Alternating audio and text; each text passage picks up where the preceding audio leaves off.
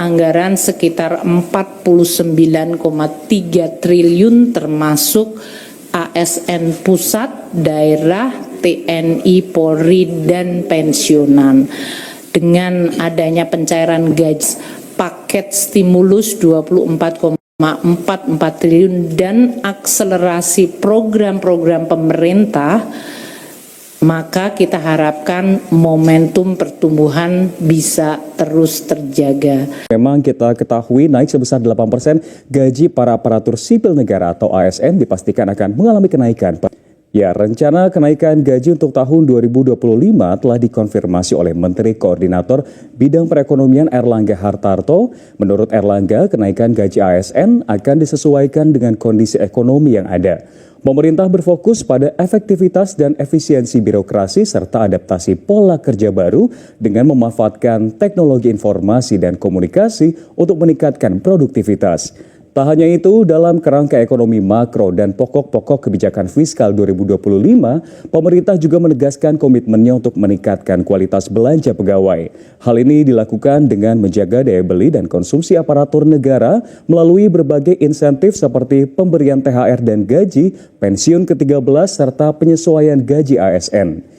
Belanja pegawai pemerintah terus meningkat dari tahun ke tahun mencerminkan komitmen untuk meningkatkan kesejahteraan ASN dan pada tahun anggaran 2024 saja alokasi belanja pegawai mencapai 484,4 triliun rupiah, meningkat 2,1% dari produk domestik bruto, menjadikannya salah satu komponen belanja pemerintah pusat yang tertinggi. Dokumen KEM PPKF juga menyoroti peningkatan signifikan dalam belanja honorarium, lembur, dan tunjangan khusus sejalan dengan upaya reformasi birokrasi yang terus dilakukan oleh pemerintah. Menteri Keuangan Sri Mulyani Indrawati mengungkapkan bahwa beban anggaran pensiunan ASN ke depan mencapai 976 triliun rupiah, setara hampir 27% dari APBN 2025. Ia menilai sudah saatnya pemerintah daerah ikut menanggung beban pensiun karena sebagian besar rekrutmen ASN dilakukan oleh di daerah. Selama ini semua pembayaran pensiun masih ditanggung oleh pemerintah pusat meski pegawai tersebut bekerja di daerah. Beban pensiun ini dianggap sebagai tantangan fiskal besar yang harus dikelola bersama agar tidak menjadi masalah serius di masa depan. Sri Mulyani juga mendorong daerah agar memperkuat pendapatan asli dan tidak hanya bergantung pada transfer pusat. Ketua Komite 4 DPR RI Ahmad Nawardi bahkan mengatakan bahwa jika tidak dikelola sejak dini, beban pensiun ini bisa menjadi bom waktu yang mengganggu pembangunan dan pelayanan publik daerah. Yang satu adalah program yang sudah stabil selama ini, mungkin sering dimodifikasi untuk kebutuhan tertentu, yaitu kredit usaha rakyat. Target plafon tahun ini adalah 280 triliun, realisasi semester 1 adalah 131,2 kredit yang sudah disalurkan atau 43,7%. Dan dalam hal ini untuk kelompok yang mendapatkan kredit, kita juga akan mengkombinasikan dengan program pemerintah baru yaitu 80.000 koperasi merah putih, Koperasi Desa Merah Putih yang sekarang sedang di dalam proses pembentukan. Terbentuknya sudah 72.112 koperasi merah putih dan nanti masing-masing akan menyampaikan proposal bisnis mereka untuk didanai melalui Himbara. Maksimum plafon pinjaman 3 miliar baik untuk CAPEX maupun OPEX. Kita perkirakan dengan beberapa perhitungan maka pinjaman maksimum 3 miliar akan dicicil kembali selama 6 tahun dan bunga yang ditanggung oleh koperasi adalah 6%. Pemerintah akan memberikan dalam hal ini subsidi bunga, yaitu tadi perbedaan 6% dengan market rate, dan juga pemerintah memberikan dukungan dalam bentuk jaminan intercept. Artinya kalau koperasi gagal bayar maka akan dilakukan intercept melalui dana desa atau DAU DBH. Untuk program pembangunan desa, alokasi dana desa 71 triliun kami sudah menyalurkan di semester 1 38,1 triliun. Dana desa ini dengan perkembangan munculnya koperasi desa tentu akan terus kita monitor agar betul-betul meningkatkan aktivitas ekonomi dan kesejahteraan di level desa dengan pembentukan koperasi dan dengan tata kelola yang kita minta kepada Kementerian Desa maupun Kementerian Koperasi untuk bisa menjaga secara baik, sehingga anggaran dana desa bisa menjadi penjamin dan di sisi lain koperasi tetap bisa berjalan dengan good governance yang bisa dijalankan. Ibu Bapak sekalian, salah satu program pemerintah lain yang juga sangat tinggi prioritasnya adalah perumahan rakyat. Kita sudah memiliki program fasilitas likuiditas pembiayaan perumahan atau FLPP dan bantuan stimulus perumahan swadaya atau BSPS. FLPP ini di dalam APBN 2025 adalah ditargetkan untuk 220.000 unit rumah, di mana kita akan menginjeksi 18,8 triliun kepada FLPP, Tapera dalam hal ini, dan kemudian SMF 4,8 triliun, dan untuk subsidi uang muka itu sebesar 5,5 triliun, sehingga total alokasi di dalam APBN 2025 adalah 29,1 triliun. Oleh pemerintah, Presiden telah diminta agar target FLPP dinaikkan menjadi 350.000, dan untuk itu maka dibutuhkan injeksi capital tambahan kepada FLPP menjadi 35,2 triliun, SMF dari 4,8 menjadi 6,7 triliun, dan untuk subsidi bunga tetap di uang muka adalah 5,5 triliun. Sehingga untuk 2025 dengan target baru FLPP 350, total anggarannya naik dari 29,1 menjadi 49,4. Realisasi semester 1 adalah sebesar 18,8 triliun. Kami masih akan bekerja sama koordinasi dengan Kementerian Perumahan di dalam rangka untuk mendukung program untuk pembangunan rumah swadaya yang bahkan targetnya mencapai 2 juta rumah, dan kami nanti akan melakukan untuk alokasi semester kedua yang bisa dilaksanakan. Untuk program perlindungan sosial realisasi 174 triliun atau 34%. Saya rasa ini adalah sudah cukup relatif established dari mulai perlindungan ibu hamil, anak balita hingga anak usia sekolah sampai untuk lansia.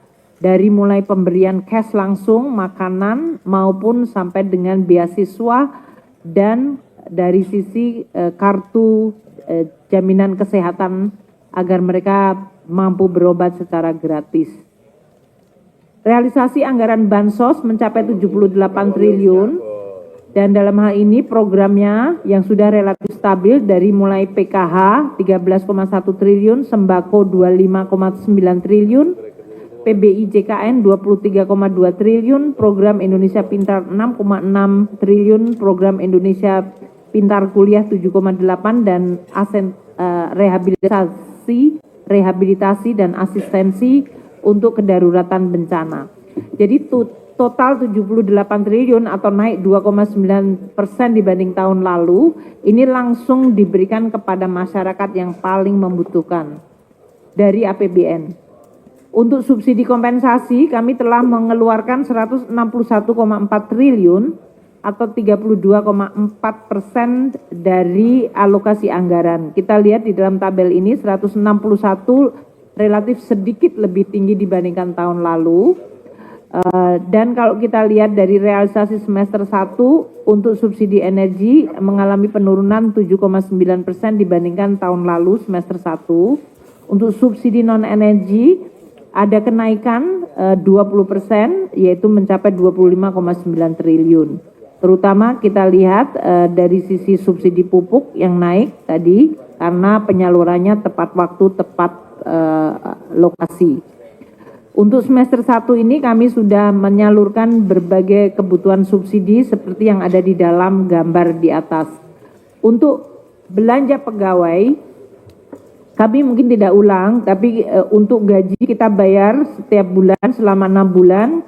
Untuk semester 1 sudah termasuk THR dan gaji ke-13. Karena ini dibayarkan untuk THR adalah 2 minggu sebelum hari raya. Dan gaji ke-13 kita bayarkan di bulan Juni ini. Pensiun juga sama, pensiun untuk THR dan gaji ke-13, THR pensiun ke-13. Sedangkan tahun ini ada pengangkatan calon ASN di mana membutuhkan dana 11,6 triliun rupiah.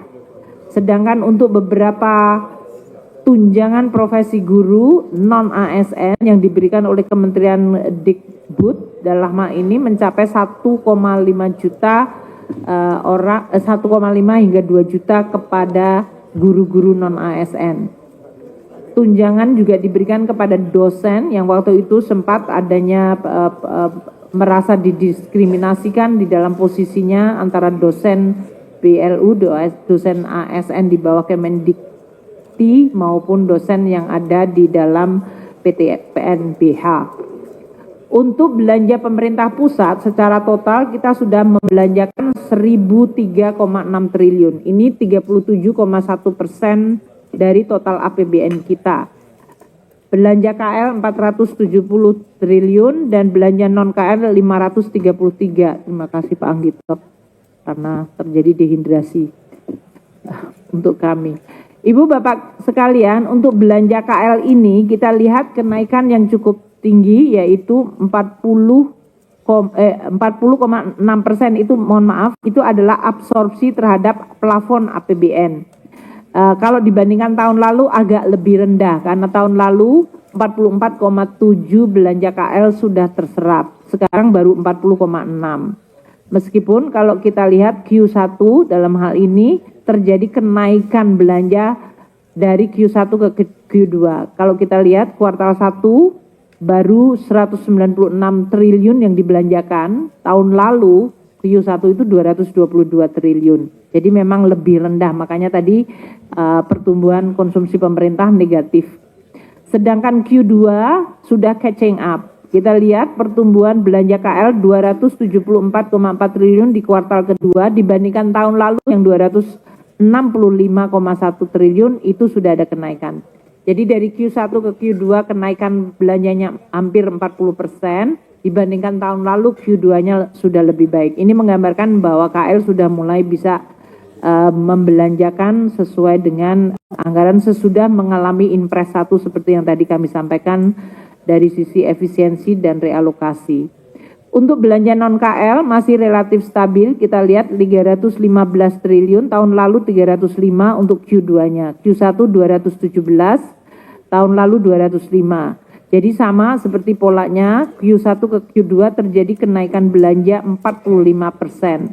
Ini terutama dari mulai pembayaran THR, pensiunan, pembayaran subsidi, dan pembayaran pensiunan ke-13, serta tunggakan kompensasi dari Pertamina PLN yang kita bayarkan tahun lalu Q4, yang memang sesuai dengan mekanisme harus diaudit dahulu.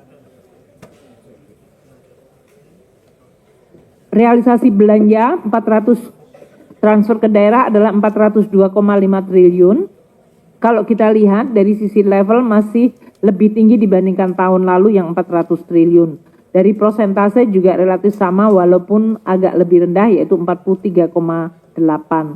Kita lihat yang cukup tinggi adalah DBH lebih tinggi dari tahun lalu 60 triliun dibandingkan 55 dan DAU juga lebih tinggi 227 dibandingkan 224. Perbaikan ini karena beberapa daerah memang mengikuti syarat salur secara tepat waktu sehingga kita bisa memberikan salur kepada TKDD yang cukup tepat waktu.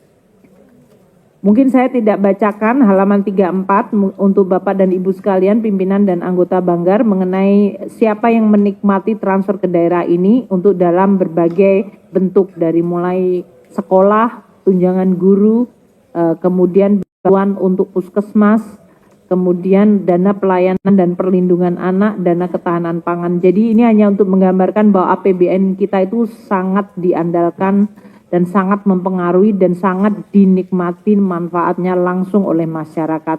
Karena sering masyarakat mungkin menanyakan apa peranan dari APBN dan negara. Untuk sisi pendapatan negara, kami masuk mulai sekarang sisi pendapatan. Pendapatan negara pada kuartal kedua, kita lihat di sini. Pendapatan negara semester 1 mencapai 1.451,6 triliun secara bruto. Tapi secara neto adalah 1.201,8. Perbedaannya adalah karena ada restitusi. Kita lihat dari sisi semester 1 terhadap total target adalah masih di 48,3%. Dibandingkan dengan 3 tahun terakhir memang lebih rendah, ini karena adanya beberapa tadi yang seperti lihat beberapa kegiatan ekonomi yang melemah, selain juga ada beberapa measure seperti PPN 12% yang tidak jadi diberlakukan atau hanya diberlakukan pada barang mewah, itu menyebabkan kita kehilangan target yang sebesar 71 triliun di APBN 2025 ini. Ini tentu mempengaruhi kinerja kita. Beberapa harga migas juga mempengaruhi lebih rendah dari asumsi yang menyebabkan juga penerimaan kita relatif menjadi lebih rendah. Namun kalau kita lihat Q1 ke Q2 terjadi kenaikan pendapatan. Dalam hal ini kita lihat yang paling kanan orange 791 triliun rupiah. Ini kalau dibandingkan kuartal keempat di tahun 2024 semester 1 dan semester 2-nya 779 ini lebih tinggi. Namun semester 1 kita memang lebih rendah dibandingkan tahun lalu. Sehingga memang ini menggambarkan bahwa kuartal 1 2025 kita cukup mengalami tekanan dari sisi pendapatan negara, terutama karena tadi beberapa measure seperti PPN yang tidak jadi dikolek, namun juga dividen dari BUMN yang tidak dibayarkan karena sekarang dipegang Danantara itu sekitar 80 triliun. Jadi sebetulnya pendapatan negara mengalami tekanan baik dari PPN maupun dari dividen BUMN sebesar 150 triliun sendiri, 70 plus 80. Namun kalau kita lihat pendapatan di kuartal kedua, kita sudah mulai berharap bahwa pendapatan negara mulai recover. Dari sisi level nominal sudah lebih tinggi dari tahun lalu. Untuk Bapak dan Ibu sekalian lihat, kuartal 1-2 di 2022 dan 2023 itu memang tinggi, terutama 2023 dan 2022 itu karena harga komoditas waktu itu tinggi sekali. Harga batu bara di atas $300 per ton, harga minyak dan yang lain-lain. Sehingga memang 2024 dan 2025 ini terjadi adjustment terutama pada komoditi dan kemudian dampaknya ke kegiatan ekonomi. Kami berharap untuk akselerasi pendapatan khususnya untuk pajak di kuartal kedua akan terus berlangsung di kuartal 3 dan keempat. Pendapatan pada bulan April dan Juni sudah positif, terutama dari pajak dan bea cukai, terutama dari sektor manufaktur, keuangan, dan sektor pertambangan. Yang sektor pertambangan itu sudah berturut-turut 3 tahun selalu negatif growth karena harga komoditas. Pencapaian penerimaan negara kuartal kedua ini lebih baik dibandingkan kuartal ke-1 tahun 2025 dan lebih baik dari kuartal kedua tahun 2024. Jadi ini yang memberikan harapan kepada kita. Untuk penerimaan pajak secara bruto kita lihat di dalam halaman selanjutnya, untuk PPh Badan sudah mulai turn positif 6,5%. Ini bagus karena PPh Badan adalah kontributor 3 atau 2 terbesar dari keseluruhan penerimaan pajak kita. Kemudian PPh orang pribadi juga mengalami kenaikan 35,4%, mencapai 14 triliun. Total pajak bruto tahunan yang kita terima di dalam chart ini setiap bulannya tadinya mengalami kontraksi sangat dalam. Ini yang sempat menimbulkan banyak pemikiran, APBN kita mungkin tidak baik. Tapi kemudian kita lihat bulan Januari memang terjadi kontraksi sangat dalam 13,5.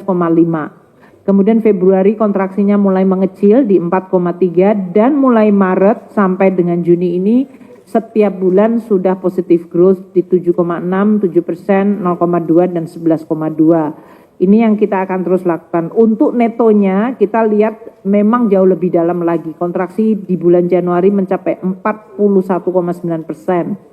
Ini karena restitusi cukup besar, sampai dengan Februari masih terasa, kemudian mulai turn positif di Maret dan April dengan pertumbuhan positif di 3,5 dan 5,8. Di bulan Mei terjadi restitusi lagi dan ini oleh Pak Dirjen Pajak baru sekarang sudah mulai dikelola dari sisi keseluruhan track.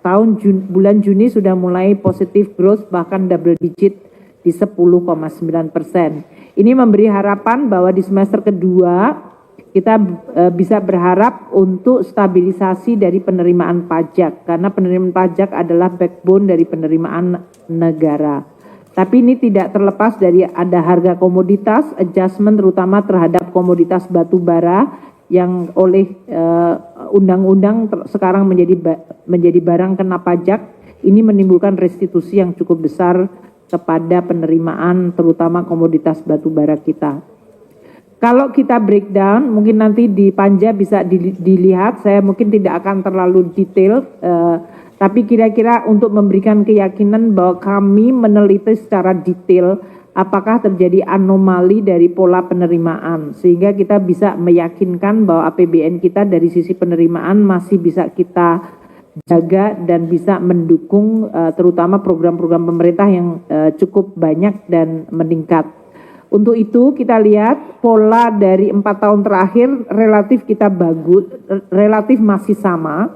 Artinya dari Januari hingga Juni kalau kita lihat level maupun polanya masih relatif bisa comparable. Bahkan mungkin lebih baik dibandingkan 2023 waktu terjadi boom komoditas.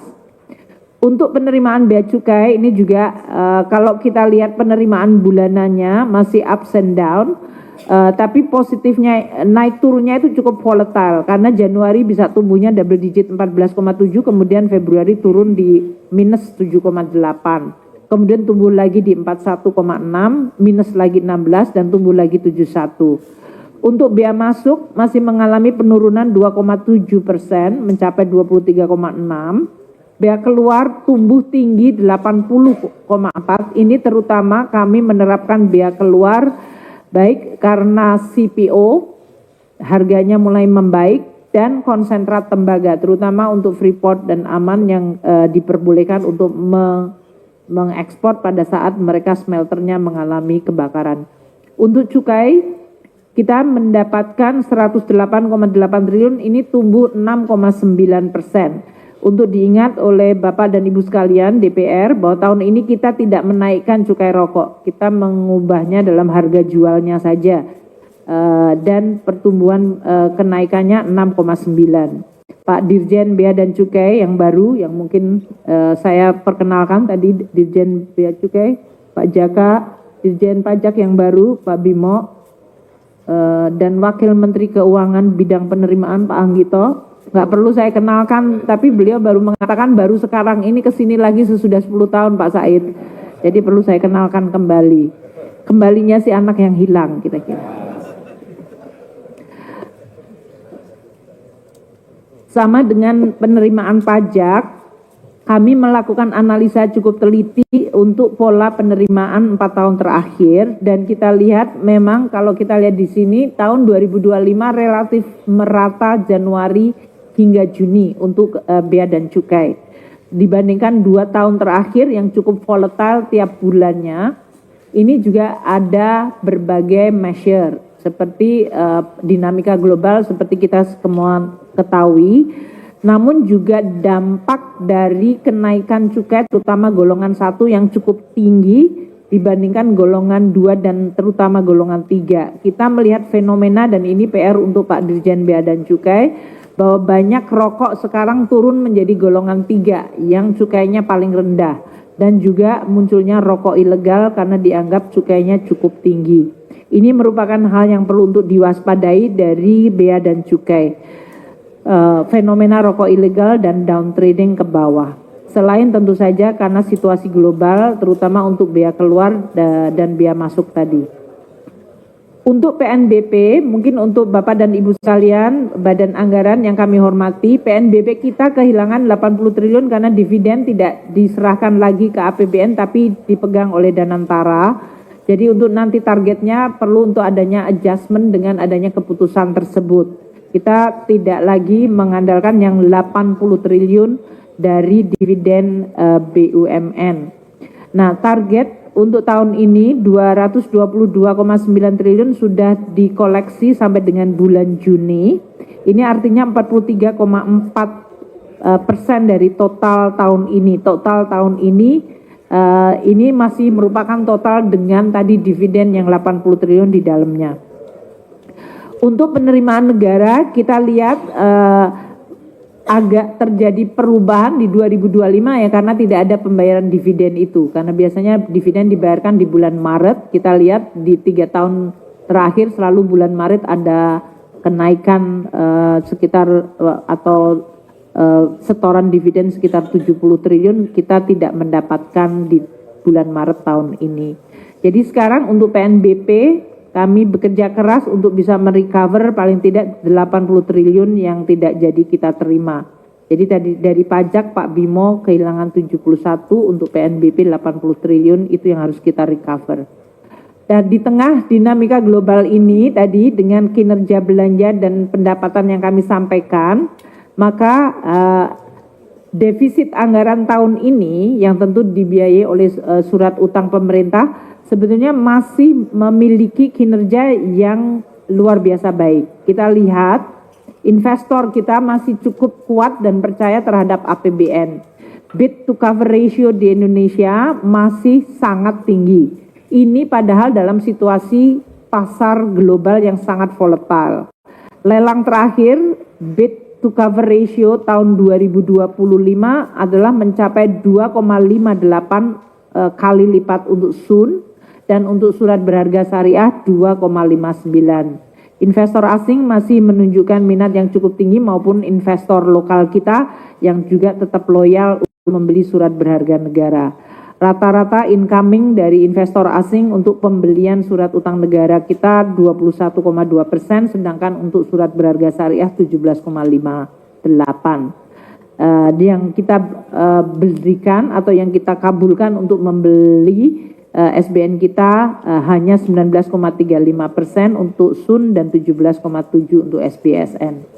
Dengan minat yang cukup tinggi dan stabil dari investor, maka kita lihat yield SUN SBN kita 10 tahun justru mengalami penurunan di 6,62. Sesudah sempat melonjak akibat announcement tarif dari Presiden Trump, sekarang sudah turun lagi di 6,62. Spread kita juga termasuk yang terendah, mungkin kita lebih comparable-nya adalah dengan India dan Filipina. Itu adalah 3 negara yang dianggap tinggi. Jangan dibandingkan dengan Brazil, kalau Brazil itu bayarnya hampir 10% lebih mahal dari surat utang Amerika. Meksiko 500 lebih mahal dari surat utang Amerika. Kalau kita hanya sekitar 200 basis point. Pembiayaan akan kita jaga terus, itu berarti juga berhubungan dengan APBN secara keseluruhan. Kalau market mengetahui bahwa kita mengelola APBN secara kredibel, hati-hati, maka mereka juga punya confidence yang tinggi terhadap surat berharga negara. Defisit kita masih kita jaga untuk tahun 2025 ini, semester 1 mencapai 204,2, agak lebih lebar dibandingkan tahun lalu. Karena tadi di semester Januari Februari penerimaan pajak kita tadi mengalami kontraksi yang cukup dalam.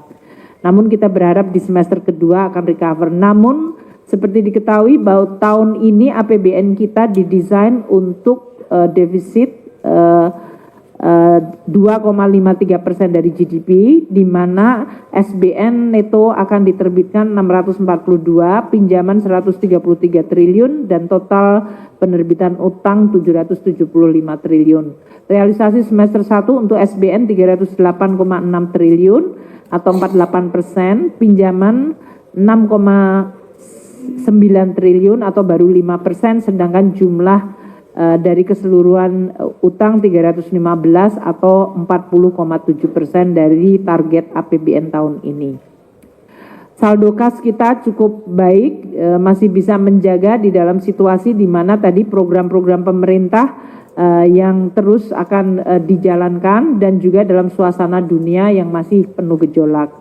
Untuk realisasi below the line atau investasi pemerintah semester 1 kita lihat terutama adalah satu, mendukung untuk ketahanan pangan. Kita telah menginjeksi 16,6 triliun rupiah di Bulog semester 1. Ini untuk pembelian beras gabah tadi, dan sekarang juga kita akan segera memberikan injeksi tambahan 5,5 triliun bulog untuk pembelian jagung.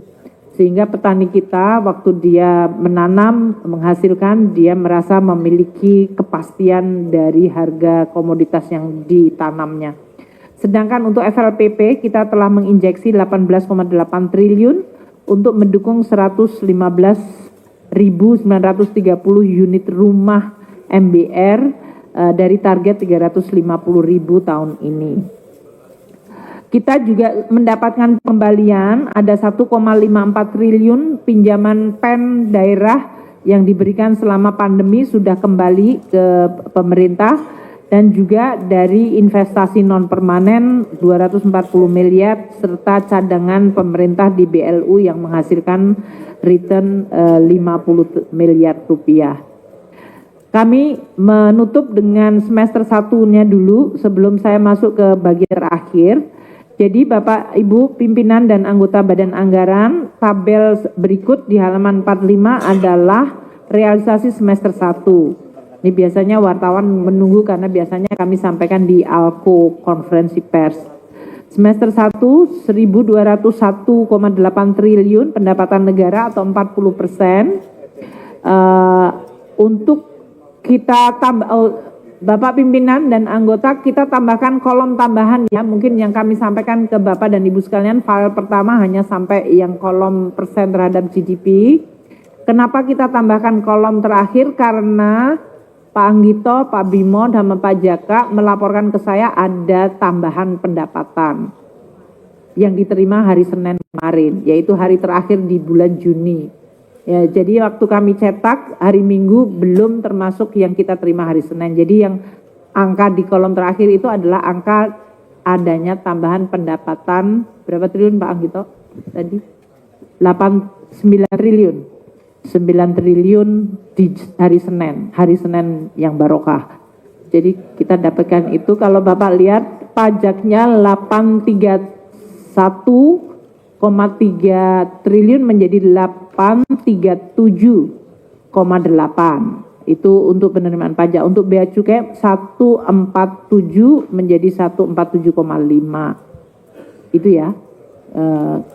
PNBP-nya 222 menjadi 224,2. Itu Bapak. Jadi kalau kita lihat perbedaannya adalah 1.201,8 triliun menjadi 1.210,19 triliun rupiah. Itu perbedaan dari yang kami sampaikan untuk transparansi dan konsistensi, karena dokumen yang kami sampaikan ke DPR adalah per hari Minggu.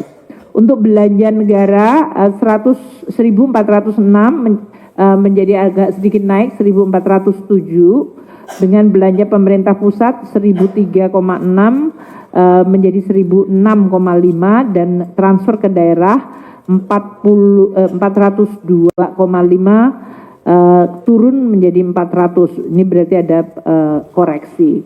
Belanja tumbuh 0,6%, penerima pendapatan negara dalam hal ini kontraksinya lebih kecil, dan keseimbangan primer kita masih surplus 59,2 triliun rupiah. Defisit kita di 0,81% dari GDP atau 197, lebih kecil dari yang kami laporkan dicetak yaitu 204,2. Itu adalah posisi semester 1. Outlook-nya kira-kira seperti apa untuk semester 2 Bapak dan Ibu sekalian?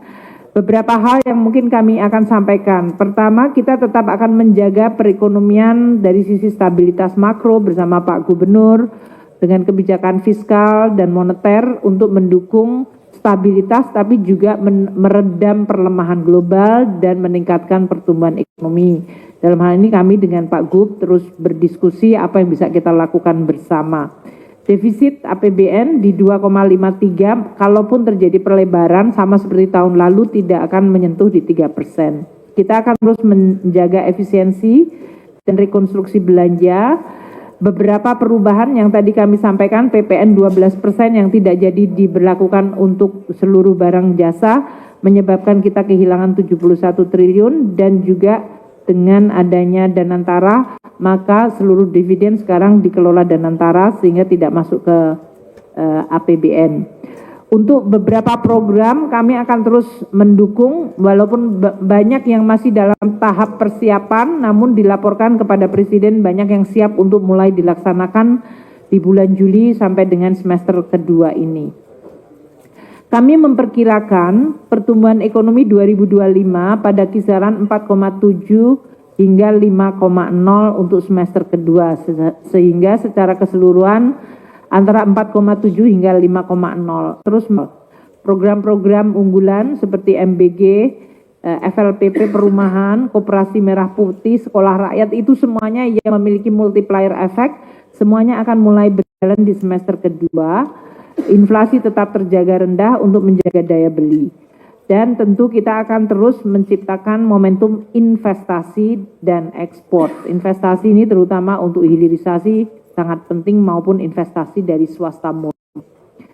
Kami memperkirakan inflasi akan terjaga di semester kedua meskipun mungkin sedikit lebih tinggi yaitu di 2,2 hingga 2,6. Untuk nilai tukar di 16.300 hingga 16.800 dan yield SBN meskipun kita berikan cukup lebar namun kalau komunikasi efektif mengenai outlook APBN kita cukup stabil, saya yakin mungkin kita bisa menjaga di bawah 7% bahkan mendekati di batas bawah di 6,8 seperti yang tadi terlihat pada kinerja semester 1. Outlook harga minyak mungkin agak sulit, kemarin sempat melonjak harga minyak karena adanya pengeboman di Iran.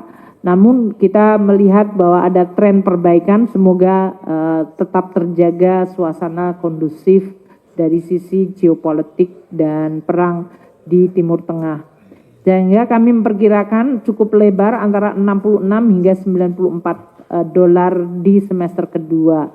Outlook dari berbagai lembaga kita lihat cukup variatif, energi dunia, lembaga energi dunia adalah memproyeksikan 66 dolar, Bloomberg di 69, World Bank di 64. Jadi ini masih dalam rentang. Untuk lifting tadi selain yang kami sampaikan di paripurna DPR mengenai tambahan dari Banyu Urip, ini adalah antara 593 hingga 597 ribu barel per hari. Sedangkan gas masih di bawah 1 juta yaitu 980 hingga 976 di semester kedua. Asumsi makro untuk semester kedua kita lihat growth di 4,7 sehingga outlook juga masih di 4,7 hingga 5, inflasi antara 2,2 hingga 2,6, suku bunga SBN di 6,8 hingga 7,3. Nilai tukar di 16.300 16.800, harga minyak antara 68 hingga 82, lifting di 593.000 hingga 597.000 dan untuk gas 976 hingga 980.000 setara minyak per hari. Outlook dari pendapatan negara kita lihat di sini penerimaan pajak oleh teman-teman Pak Bimo dan teman-teman DJP masih akan dijaga dengan growth 7,5%. Sehingga pada akhir tahun 2025 diperkirakan kita akan mengumpulkan 2.076,9 triliun rupiah. Tentu ini perlu tetap dijaga secara luar biasa. Banyak effort ekstra seperti joint program yang dilakukan dan sekarang dimonitor oleh Pak Anggito setiap hari, juga berbagai effort baik di bea dan cukai maupun pajak dengan mengintroduce beberapa measure baru. Untuk bea dan cukai kita perkirakan akhir tahun akan terkumpul 310,4 triliun atau itu artinya tumbuh 3,4% dibandingkan tahun sebelumnya.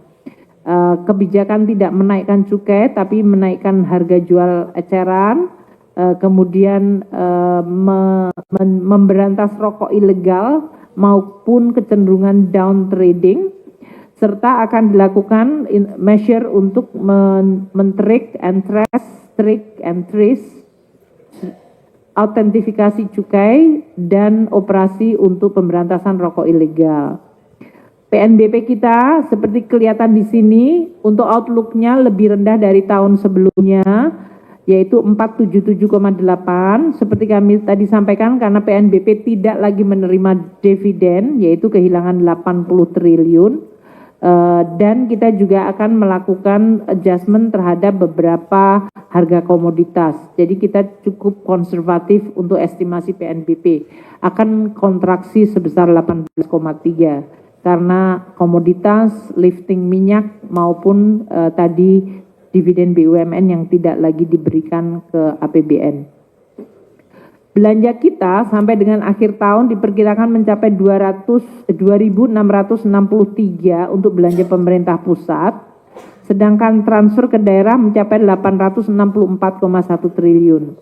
Untuk belanja pemerintah pusat itu ada growth 6,6, terutama untuk mendukung program-program pemerintah seperti MBG, sekolah rakyat, revitalisasi sekolah, sekolah unggulan, penguatan ketahanan pangan. Kita juga akan melakukan percepatan beberapa penyerapan pinjaman luar negeri, terutama untuk infrastruktur, peralatan alutsista, kesehatan, almatsus. Juga sudah memperhitungkan pembayaran subsidi kompensasi dan menjaga daya beli masyarakat. Untuk TKDD 864 ini flat terhadap tahun lalu. Beberapa DBH untuk perhitungan kurang bayar yang bisa kita bayarkan apabila fiscal space-nya memang ada. DAU tentu sangat dipengaruhi kinerja dari pemerintah daerah. DAK untuk yang kita dalam hal itu mengalami efisiensi karena banyak inisiatif Presiden ini sekarang sebetulnya merupakan program yang harusnya dilakukan juga oleh pemerintah daerah seperti jalan raya, irigasi, dan berbagai hal yang sekarang ini diambil alih oleh belanja pemerintah pusat. Jadi memang DAK fisik mungkin akan mengalami trade-off dengan belanja KL.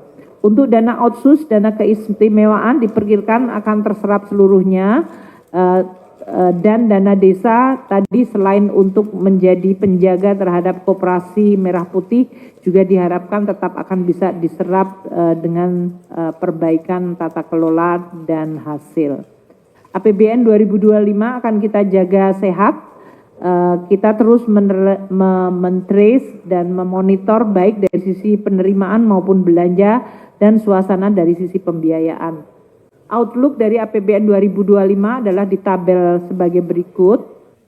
Kalau kita lihat untuk penerimaan di 285,5 triliun, ini artinya 95,4% dari APBN akan dicapai. Kalau kita lihat dari penerimaan pajak akan mencapai 2.706,9 ya dalam hal ini, atau 94,9% dari target APBN 2.189. Kalau kita lihat tadi karena adanya PPN yang tidak jadi, tentu kita memang lebih rendah, tapi kita juga mencoba memitigasi dari penerimaan komoditas yang mengalami perlemahan. Untuk bea dan cukai 310,4 ini lebih tinggi atau 102,9% dari target APBN yang 301,6. Ini Pak Jaka semester kedua perlu untuk menjaga penerimaan. Mungkin dengan dirjen baru kita akan dapat lebih banyak lagi. Amin. Kalau Pak Jaka itu jawabnya selalu siap Bu gitu. Jadi siap dan laksanakan dan nanti deliver. Untuk PNBP 477,2 kami sudah memasukkan dari target 513 dari Bapak dan Ibu sekalian. Lihat 513,6 itu termasuk dividen 80 triliun yang tidak jadi keterima. Jadi kalau dikurangi 80 triliun harusnya di 530. Tapi kami mentargetkan PNBP-nya harus di 477. Jadi artinya PNBP harus mencari recover sekitar 30 sampai 40 triliun dari dividen yang nggak jadi kita terima melalui penerimaan yang lain. Itu kerja keras Pak Agus Rofiuddin ada nggak di sini? 92,9 ada. Oh nanti akan masuk ke anggota panja. Ini semuanya tugas dari Pak Anggito untuk jagain 2865,5 triliun untuk pendapatan negara. Untuk belanja negara 3.527,5 triliun dari APBN 3.621 atau kita perkirakan 97,4%. Belanja KL akan naik menjadi 1.275 triliun. Ini karena banyak belanja non KL kita atau dari BUN kita naikkan ke atas dengan program-program baru pemerintah. Makanya kalau Ibu Bapak lihat belanja non KL-nya dari 1.541 waktu itu kita mendesain APBN 2025, mungkin Bapak dan Ibu sekalian ingat, memang diberikan diskresi cukup banyak untuk BUN karena ini pemerintahan baru di mana Presiden Prabowo memiliki program-program dan oleh karena itu kita cadangkan waktu itu di belanja BUN atau belanja non KL. Sekarang karena Presiden sudah menetapkan prioritasnya kita pindahkan ke KL. Sehingga belanja KL yang tadinya 1.160 itu menjadi 1.275,6 triliun rupiah. Sedangkan belanja non KL di 1.387 kita perkirakan atau 90%. Ini sudah memasukkan subsidi, pensiun, dan juga pembayaran bunga utang itu tetap terjaga dengan baik di dalam belanja non KL.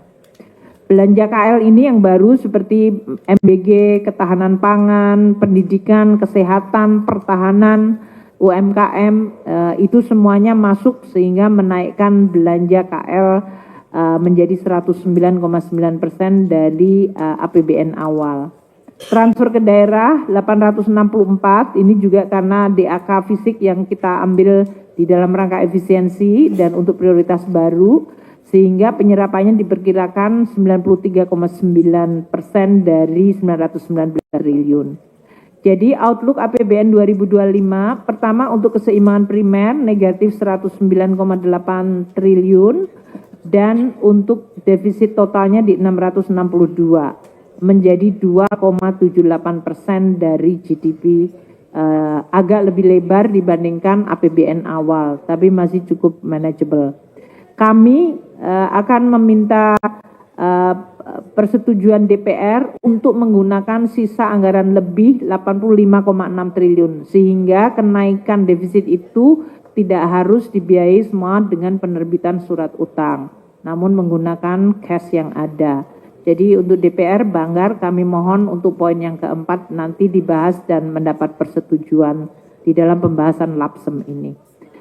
Kami tutup kesimpulannya APBN 2025 luar biasa sangat dinamis dalam pelaksanaannya karena berbagai faktor di dalam negeri sendiri, karena adanya KL-KL yang baru, perubahan prioritas, adanya Impres 1, itu semuanya rekonstruksi belanja cukup besar mempengaruhi selain dari sisi penerimaan negara yang tadi juga mengalami restitusi terutama di bulan Januari, Februari. Sehingga pelaksanaan APBN 2025 memang luar biasa menantang. Tapi kami akan berusaha untuk menstabilkan dan bekerja keras agar APBN tetap terjaga sehat, kredibel. Kondisi yang tidak bisa kita kontrol yaitu global yang masih sangat dinamis dan menimbulkan ketidakpastian tentu memiliki potensi gejolak ke dalam perekonomian kepada masyarakat dan meskipun APBN sendiri dalam suasana menantang harus tetap menjadi instrumen yang bisa diandalkan. Kita juga menyiapkan APBN bisa mendukung agenda prioritas, yaitu beberapa sudah disampaikan Presiden, MBG, revitalisasi sekolah, kesehatan, sekolah rakyat, koperasi merah putih maupun ketahanan pangan. Namun tetap terjaga APBN-nya. Kita berharap dengan defisit 2,78 memberikan signal bahwa APBN 2025 mendukung berbagai program penting dan di sisi lain menjadi signal countercyclical terhadap perekonomian dunia yang cenderung melemah dan risiko yang meningkat. Untuk ini kami juga akan terus melihat dari sisi harmonisasi belanja pusat dan daerah, terutama untuk APBN, APBD, dan TKDD, karena banyak tools dari yang dilakukan oleh Presiden saat ini adalah tools yang sebetulnya menjadi domain dari pemerintah daerah. Namun banyak yang diambil alih oleh pemerintah pusat seperti jalan raya, koperasi desa dan yang lain-lain. Sehingga kami memang perlu untuk melihat dengan mata terbuka antara APBN, belanja pusat, belanja KL, belanja BUN dan TKDD ini secara harmonis. Kami juga memohon dukungan Pak Gubernur Bank Indonesia untuk berbagai program-program pemerintah tanpa mengkompromikan independensi dan efektivitas Bank Indonesia sebagai pengelola moneter. Namun memang kita akan terus menggunakan seluruh instrumen agar berbagai program transformasi bisa berjalan, ekonomi bisa terjaga, namun juga tools APBN fiskal dan moneter juga tetap terjaga dengan baik. Demikian Bapak Pimpinan dan para anggota Badan Anggaran untuk laporan semester 1 dan outlook semester 2 untuk APBN 2025. Mohon maaf agak panjang karena memang banyak sekali perubahan yang terjadi. Terima kasih atas perhatiannya. Wassalamualaikum warahmatullahi wabarakatuh.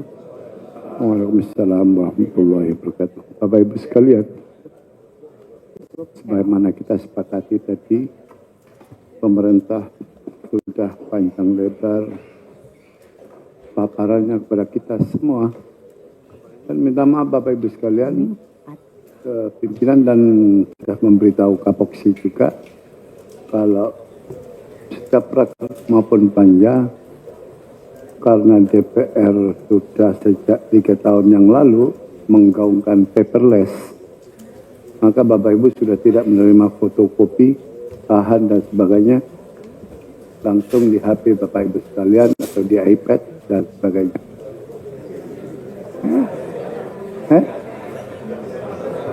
iPad.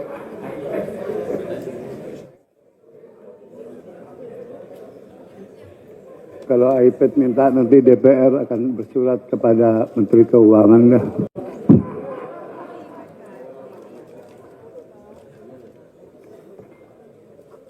Bapak sekalian, ada di Outlook, kalau kita lihat Outlook pemerintah, dari sisi pendapatan 95,4 memang ada koreksi.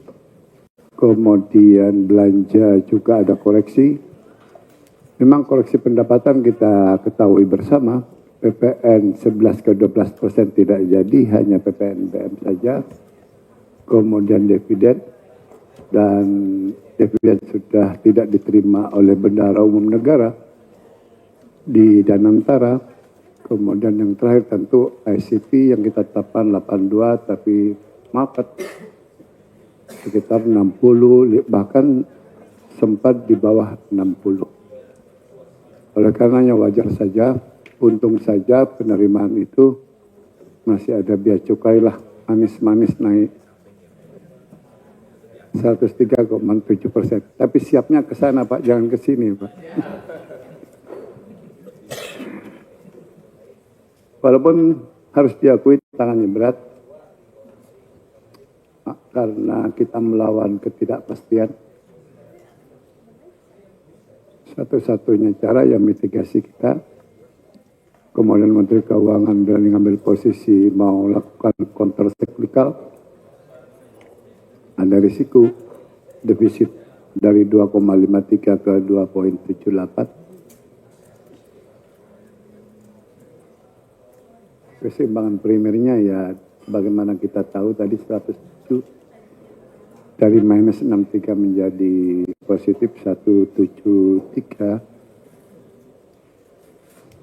Pendalaman, kalau kita sepakati apakah di panja bagus sekalian? Panja saja. Oke, sekarang Pak Dolphy satu deh, saya silakan. Terima kasih Ketua, yang terhormat Ketua Pimpinan, Bapak Ibu anggota Banggar, Ibu Menteri, Pak Wamen, beserta jajaran Pak Gubernur BI yang nanti akan pemaparan. Pertama Pak, terhadap lapsem ini, sebagaimana diamanatkan di dalam Undang-Undang APBN, APBN 2025, pasal 40, pemerintah itu di dalam lapsem juga menyampaikan laporan yang berisikan capaian sasaran program prioritas nasional yang mengkaitkan indikator kementerian lembaga, program dan anggarannya. Apakah nanti di dalam rapat panja dokumen ini sudah disiapkan? Jadi tolong ini disiapkan Bu Menteri, karena ini amanatnya ada di Undang-Undang APBN. Pasal 40.